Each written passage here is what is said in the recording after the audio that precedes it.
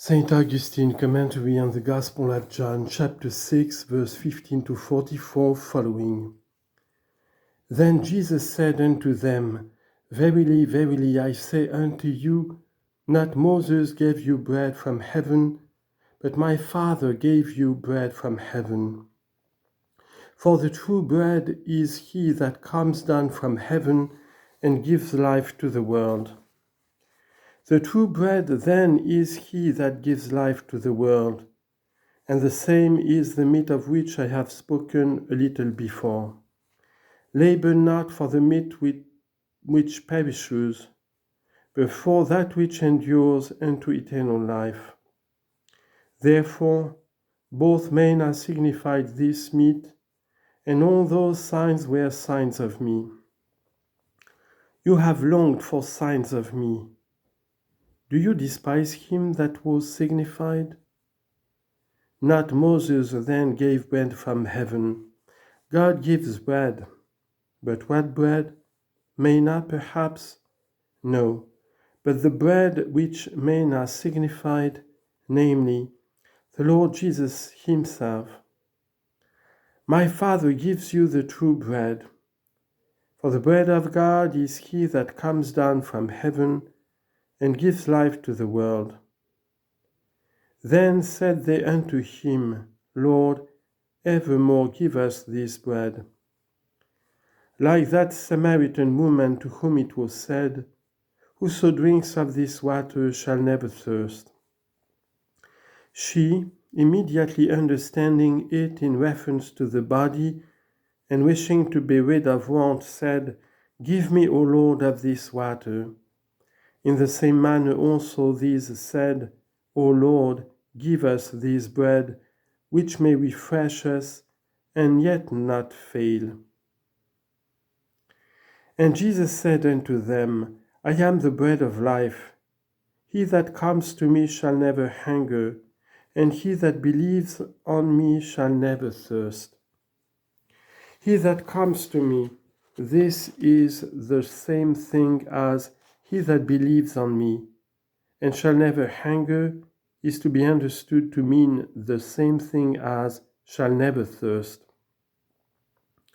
For by both is signified that eternal sufficiency in which there is no want. You desire bread from heaven, you have it before you, and yet you do not eat.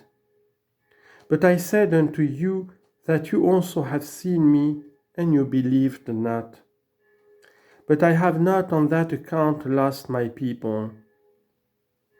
For has your unbelief made the faith of God of none effect? Romans chapter 3, verse 3. For see you what follows. All that the Father gives me shall come to me, and him that comes to me I will not cast out of doors. What kind of within is that, whence there is no going out of doors? Noble interior, sweet retreat. O secret dwelling without weariness, without the bitterness of evil thoughts, without the solicitings of temptations, and the interruption of griefs. Is it not that secret dwelling whither shall enter that well-deserving servant, to whom the Lord will say, Enter you into the joy of your Lord? Matthew chapter 25, verse 23. And him that will come to me I will not cast out, for I came down from heaven, not to do mine own will, but the will of him that sent me. Is it for that reason that you will not cast out him that shall come unto you, because you have descended from heaven, not to do your own will, but the will of him that sent you? Great mystery. I beseech you, let us knock together. Something may come forth to us which may feed us, according to that which has delighted us. That great and sweet secret dwelling place. He that will come to me, give heed, and weigh the matter. He that will come unto me, I will not cast out. Why? Because I came down from heaven, not to do my own will, but the will of him that sent me. Is it then the very reason why you cast not out him that comes unto you, that you came down from heaven, not to do your own will, but the will of him that sent you? The very reason why do we ask whether it be the same? The same it is. Himself says it. For it would not be right in us to suspect him to mean other than he says, Whoso will come to me, I will not cast out. And as if you asked, Wherefore? He answered, Because I came not to do my own will, but the will of him that sent me. I am afraid that the reason why the soul went forth away from God is that it was proud. Nay, I do not doubt it. For it is written, Pride is the beginning of all sin, and the beginning of man's pride is a falling away from God. It is written, It is firm and sure, it is true. And hence what is said of proud mortal man, clad in the tattered rags of the flesh, weighed down with the weight of a corruptible body, and withal extolling himself, and forgetting with what skin coat he is clothed. What I ask, says the Scripture to him, Why is dust and ashes proud? Why proud? Let the Scripture tell why. Because in his life he put forth his inmost parts. Ecclesiasticus chapter 10, verse 14 and 15. What is put forth but through afar off? This is to go forth away.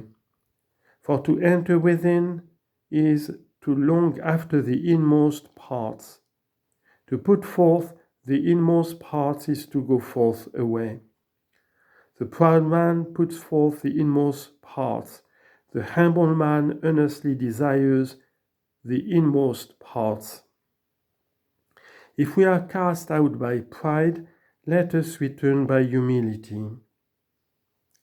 Pride is the source of all diseases, because pride is the source of all sins. When a physician removes a disorder from the body, if he merely cures the malady produced by some particular cause, but not the cause itself, he seems to heal the patient for a time. But while the cause remains, the disease will repeat itself. For example, to speak of this more expressly, some humor in the body produces a scurf or sores. There follows a high fever and not a little pain.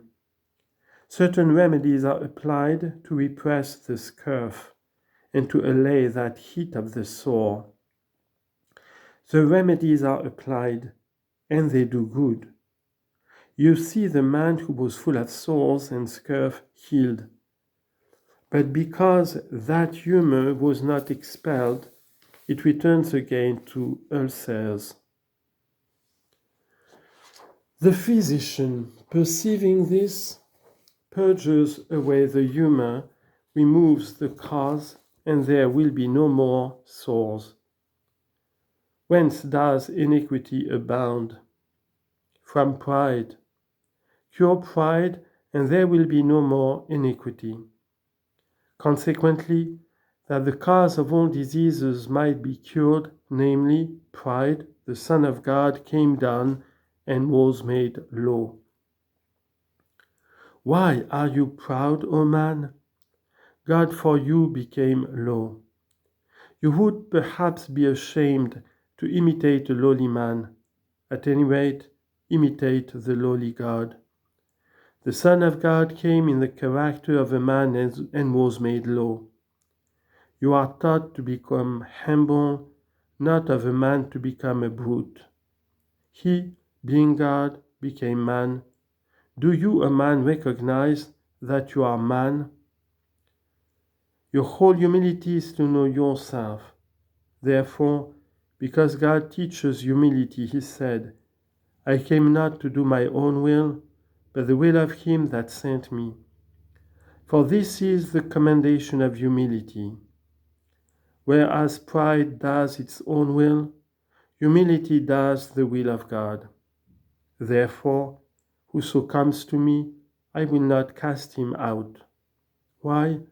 Because I came not to do my own will, but the will of him that sent me. I came humble, I came to teach humility. I came a master of humility. He that comes to me is made one body with me. He that comes to me becomes humble.